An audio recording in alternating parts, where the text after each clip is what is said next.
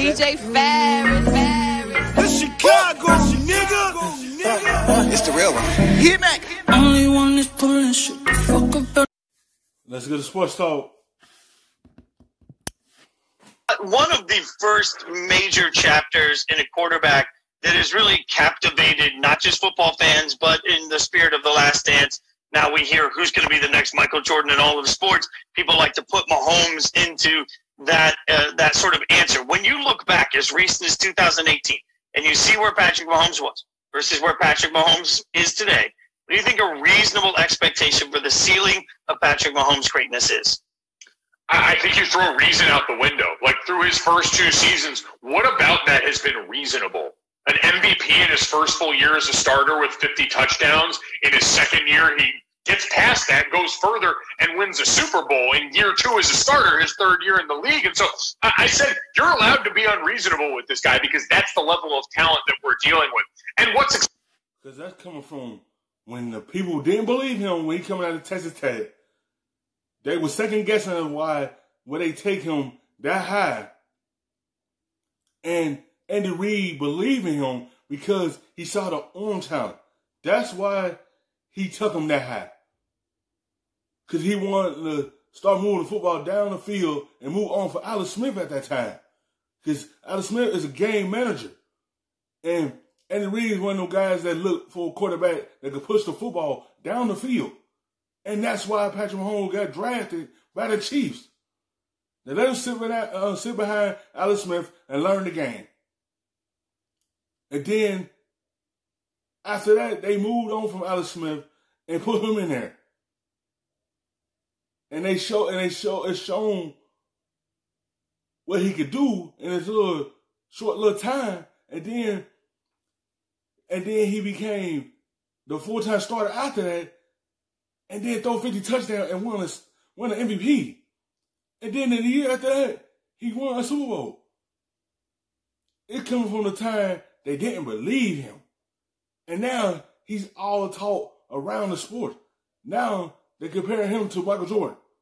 Now he's the face in the NFL soon. And that's how they're looking at it. And this comes from everyone that didn't believe in him. And his ceiling ain't going to do no get higher and higher. Because people going to want to go to Kansas City, no matter what's the weather is, to play with Patrick Mahomes because they know what they could get from him, what he could do for them. Exciting is all of this came, like, I remember not too long ago, and I've only been at the ESPN 5 years now. I remember at the beginning of my time here, we were talking about, all right, the end of Peyton Manning's career, Tom Brady starting to get up there in age, all of these great quarterbacks that have been our household names starting to kind of age out of the game. And you kept looking around wondering who was going to do next best. And I think the league has gotten a really great influx of talent in the position, but it's led by this guy because he's box office, because he does it in such a different and exciting way, and because he's got the personality to match. Like, he's this great gregarious character. He's fun. I know a lot of people talk about the voice, but it's so far down on the list of awesome things about Patrick Mahomes that he's a great face for the league at a time where, all right, when you were looking for it, I don't think you could have ever predicted finding something this good. Well, you're absolutely right that it wasn't that long ago we were saying the future of the quarterback position was really something the NFL was going to have to analyze and address moving forward. And now you can make a case for the young quarterbacks in the league being the best they've been in generations. I agree with all of that. In fact, I hate to tell you, you're right a lot in one show. But the other thing that really hits me when you look at these two organizations, the Chiefs and the Broncos, what you see, and you laugh at me often for being so risk-averse at the quarterback position. If you have a pretty good quarterback, maybe you don't roll the dice. Well, what you have with the Broncos... It's a difference. Kansas City got their situation right with Patrick Mahomes. John Elway went through quarterbacks through the draft and haven't got it right yet. Kansas City got it right on one try. And look what the result is over there. They got a Super Bowl because they brought in Peyton Manning. Who's the guy after Peyton Manning retired? That's what they're trying to do. They're trying to draft a guy to build around to be able to win a championship with that guy. But they haven't got it right out of the draft. And Broncos trying to get that. They hopefully Drew Lock pan out the way they want him to. That they saw the promise in him in a little amount of time, and now they turn everything over to him, and hopefully he pan out to be the guy and be their franchise quarterback over there. Kansas City's got it right on one try, and that's why they are champions right now. And the Broncos are trying to get another one, but they got to find that quarterback to get them back to the top.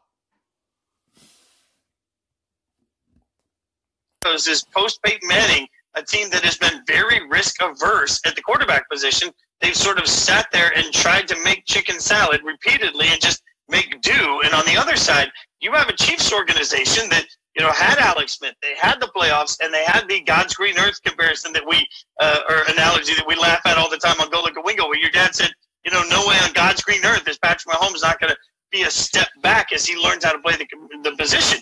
You have one team that was very non-risk averse and aggressive in handling the quarterback position, and now they've set themselves up for the way quarterbacks play now. I mean, if you're Patrick Mahomes, if you're the Chiefs, you could legitimately be making a case that not only do current fans, but fans' children will know their quarterback, because quarterbacks are playing later than ever. The Chiefs may have their answer for the next 15 years, and this game is a great indication of two franchises handling it differently, and one being the ultimate winner out of it because they have a Super Bowl and they have another generation of greatness to contend with for the rest of the AFC.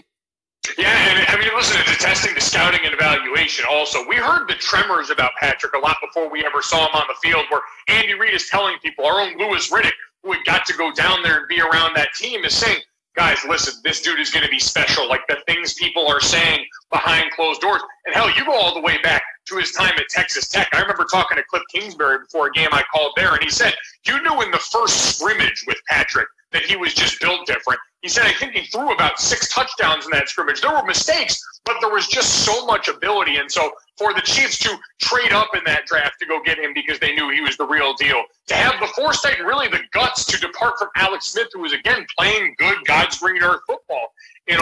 He was playing top-notch football for them. He got in the playoffs year in, year out. Like, he was on top of his game before they moved on to Patrick Mahomes. It was a reason they moved on from Alex Smith and Patrick Mahomes, because he got into a right system that fit everything that he does. And that's why Kansas City continued being successful after they moved on from Alex Smith. Because Alex Smith had this team continue to be in the playoffs. Yeah, they got bounced out in the first round off that fluke. Little pop in the air, and Mariota caught it and scored that touchdown. Yes, that happens. And they was just looking forward to going deep in the playoff and playing in the Super Bowl. So they moved on and put all their fruits in one basket with Patrick Mahomes, and it turned out very well for them. The apple tree kept growing and growing, and it came out beautiful. And that was winning a championship for Kansas City. Well, that I think it's also trusting in the people that you have to do their jobs, because that's also been a damning force for the Denver Broncos. Is you've gone after free agents like Case Keenum in this after what he did in Minnesota. You've drafted guys, and you've done it all poorly. You've scouted, and you've overpaid and overdrafted based on the level of talent. And now, quite frankly, what the Chiefs went through here is what everyone in Green Bay is praying happens with Jordan Love going through all this. You traded up to draft a quarterback. And look at it. Look how he changed the landscape. Everyone trying to get a Patrick Mahomes 2.0. And that was exactly the Packers are trying to do with Jordan Love. They compared him to Patrick Mahomes. When Patrick Mahomes was getting drafted, no one believed him. Now that he changed that outcome, now look at the Packers trading up high enough to get Jordan Love, and hopefully he turned out to be a Patrick Mahomes 2.0. Them is a big load that they put on Jordan Love once he take over for the Packers? Back in the first round with a ton of talent. We have some questions about it to replace not Alex Smith, but a guy who's a walk-in Hall of Famer and one of the best we've ever seen do it. So it's an even more high-stakes game of poker up there, but they're hoping for the same model, and it all comes down to how well did you really do and how well do you do in general, scouting and evaluating talent. Thanks for watching ESPN on YouTube. For live streaming